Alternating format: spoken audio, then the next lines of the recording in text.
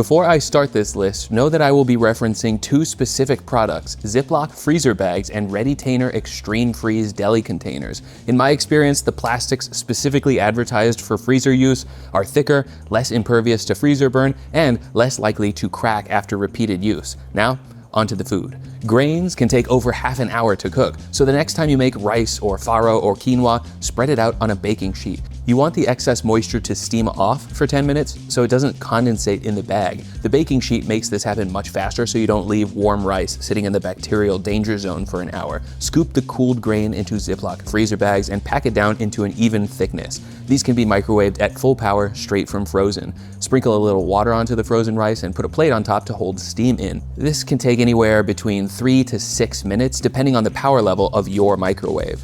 Nuts are one of the most expensive things I buy on a regular basis. This sack of cashews costs 12 bucks. This little packet of pine nuts costs 9. The nuts at my grocery store are sold in thick resealable plastic bags, so I just chuck those in the freezer as is. I don't wait for them to thaw either. I'll crush frozen pine nuts into pesto right away. I'll put a handful of slivered almonds straight into hot oatmeal. The high fat content that makes nuts spoil so quickly is also what makes them great for frozen use. They break down faster than Temu flip-flops regardless of their temperature, so you can chop, crush, or eat them straight out of the freezer.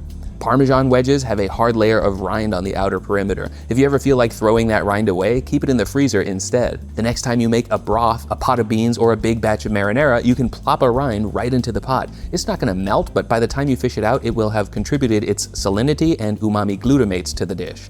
Bread is a big one. It can be frozen, and I'm always a little shocked to remember how uncommon the practice is. The smallest number of hamburger buns I can buy is 4. They will be stale within a week, and I can't eat 4 cheeseburgers a week. I just use 1 bun, then put the rest in a gallon-sized Ziploc. The next time I start cooking a burger or chicken sandwich, I'll take 1 bun out of the freezer and leave it on the counter to thaw. Trying to pry cheaper buns apart usually destroys them. In a warm kitchen, they'll be ready for having and toasting in the 15 minutes it takes to prep the other sandwich components. Flatbreads are freezable too. You can take a flour tortilla, naan, roti, paratha, or pita straight from the freezer and put it in a dry pan to thaw and toast. The one thing you might need to watch out for is having them packed so tightly that they don't separate, so you may wish to pack thinner flatbreads like tortillas with a sheet of parchment in between each one. The only bread that I feel comfortable vacuum sealing would be a dense, crusty bagel. For something soft, squishy, and delicate, I'll just put them in a Ziploc bag, close it most of the way, and then use a straw to suck out as much air as possible without smashing the contents. And I can reuse that bag a dozen times since bread won't make a mess inside of the bag.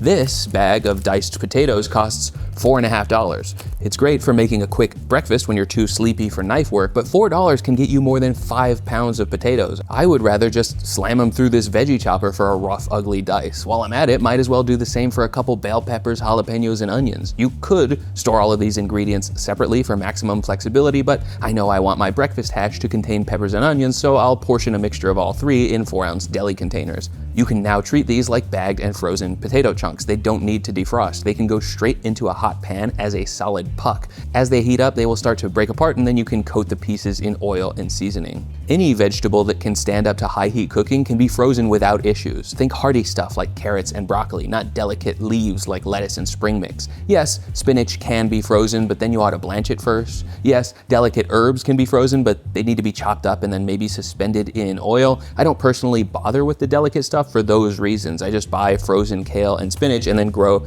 delicate herbs like parsley, basil, and mint at home on a windowsill. I do want to take a moment for some more ingredients that people like to freeze, even though I don't. I know you can take a pound of garlic cloves, blend them into a paste, and then freeze them in little cubes for later use, but I'm fine using a garlic press each time. Same for ginger. I just freeze the whole knob of ginger and then grate the knob straight from the freezer. Ginger has a protective skin on it, and it's no harder to grate from frozen, so that's my solution. I know you can freeze milk and cream, but I'm never in a position where I get any benefit from that. Maybe if there was a 90% off dairy sale. Be aware that the fat likes to separate from dairy products, so you'll need to thaw it slowly in the fridge overnight and then shake it up vigorously to rehomogenize it.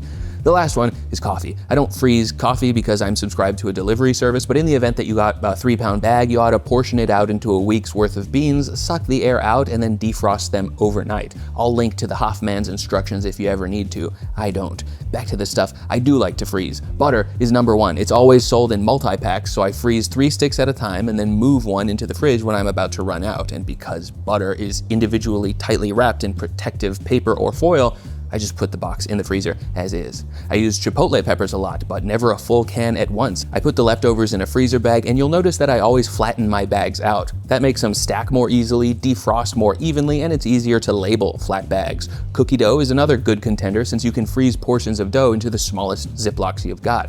If your favorite part of making cookies is eating the freshly baked hot ones right out of the oven, freezing the dough means that you can thaw it in the fridge overnight and then replicate that best part over and over. That's true for most doughs. The last time I made biscuits, I rolled out 12 of them that only baked 4. These are 2 months old, but after 10 minutes in the air fryer, straight from frozen, soo-wee, it's fresh baked biscuit time. These are made with beef tallow instead of butter. Yum, yum, yum. If you ever order perishables in the mail, you're used to getting these ice packs. I keep all mine in the freezer. They'd be good to use in a situation where I need to keep a cooler cool, but they're also really good at taking up space when the freezer isn't full. This goes for refrigerators, freezers, coolers, and ovens. It's a lot easier to maintain a consistent temperature inside of a space when it's full of dense mass. Air doesn't have that much mass. Frozen water does. In the same way that a big hunk of iron keeps your hot oven from fluctuating, big blocks of ice provide big frozen hunks of material. If my power ever goes out, I'll be happy that the freezer has all this ice in it as an insurance policy. That covers most of it, and the rest is so ubiquitous it's barely worth mentioning. Frozen dumplings go in the freezer, not exactly groundbreaking. Same for bananas that got frozen at the peak of ripeness, so I never have to worry about proper banana timing. Same for pizza slices the day after buying twice as much pizza as I need. Raw meat, braised meat, leftover baggies of braising liquid from braising said meat so I can braise a second batch of meat next month. I think I made a meaningful difference when it came to convincing y'all to own a fire extinguisher, and after basic safety comes this new mission: minimizing prep time and reducing food waste at home. You remember when Blue Oyster Cult said, "Seasons don't fear the freezer"? We can be like they are.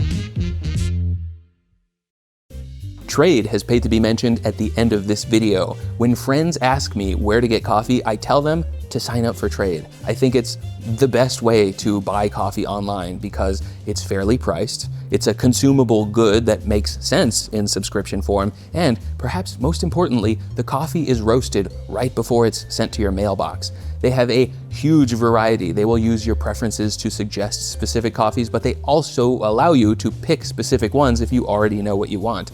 I get whole bean medium roast, but you can get ground up dark roast. I don't have a single bad thing to say about them. The only time something has ever gone wrong in my years of Trade coffee buying experience was them sending me 2 bags by accident for the price of 1. Bank error in my favor. What a treat. If my grandmother had wheels, she'd be a bicycle, and if Internet Shaquille was a race car, that all-important full-size logo right on the hood would read TRADE. Yes, I caffeinated before this ad read. Yes, I still love Trade. Yes, you bet your hiney you will too. Trade is so confident that you will love your experience. They're offering 30% off of your first month. Visit drinktrade.com/Shaquille to try it out. That is drinktrade.com/Shaquille, and I put a link in the description if you don't want to type it out.